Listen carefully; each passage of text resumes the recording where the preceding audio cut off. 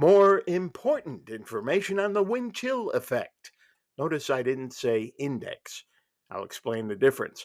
I'm Don Paul. Welcome to episode 7 of the Don Paul podcast, Weather, Climate, and Some Humor. I recently did an episode which focused on the wind chill index, which is an index that is calculated to find how much heat loss occurs through exposed skin when there is a combination of cold temperatures and more wind. The wind chill effect, however, goes on to inanimate objects in ways which are less precise and more difficult to measure. The first that comes to mind is your house. First of all, Western New York is a windy place. All locations east of the Great Lakes are windier than those west of the Great Lakes on average. Chicago gets less wind than Buffalo. Despite its name, Windy City, that's actually folklore related to politicians being long winded and wasn't connected with meteorological factors. But Buffalo is a windy city, and so are the nearby towns. So, if you have poor insulation, if you have a leaky roof, leaky windows, leaky doors, poorly insulated walls, your furnace is going to be going on more often on chilly, windy days. And that can occur even if you had a January day with high temperatures in the upper 30s, which would be above average for that time of the month. But it was a very windy day. The heat loss will more than make up for the so called seasonably mild temperatures.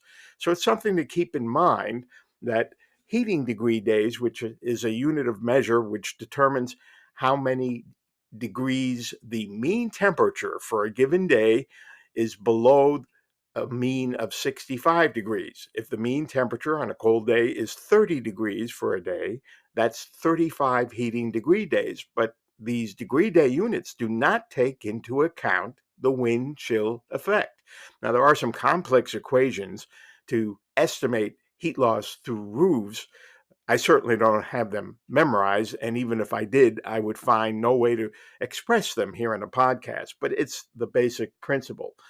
If you're just incensed about rising heating bills, and there is some potential good news in this winter in that natural gas costs are expected to be lower per unit than they were last year, but your heating bill may still be very high, especially if we have lots of windy days like we're having this particular week in which I'm recording this. Tuesday, we had winds averaging 25 to 30 near Buffalo, peak gusts of 52, and that makes that furnace come on more often, as I've already said. Now, the actual temperature is not changed by the wind chill.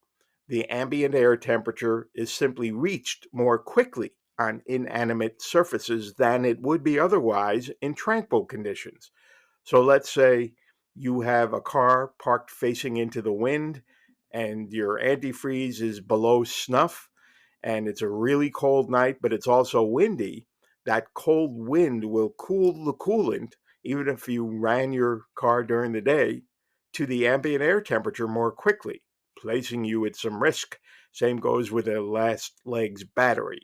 It will not get colder than the actual temperature, but it will get as cold more quickly. And of course, animate objects that don't have their own wind chill index include our beloved pets. Dogs should not be kept outside chained when it is cold. But if it's windy and cold, that constitutes real neglect and cruelty, since the dogs are going to be at risk of hypothermia or worse. So the basic principle here is the wind chill effect is there, even if we don't have a handy dandy index to show precisely what it is. And it might be an incentive if you're upset about your heating bills to spend the money on extra insulation, because while that can be a hefty bill, ongoing years of poor insulation will end up costing you more than the one-time expense for the extra insulation. So now that I've given you one more thing to be worried about or annoyed about, I've done my job. Seriously, if you found this episode useful, if you enjoyed it, and or you enjoy this podcast in general, please share and please follow.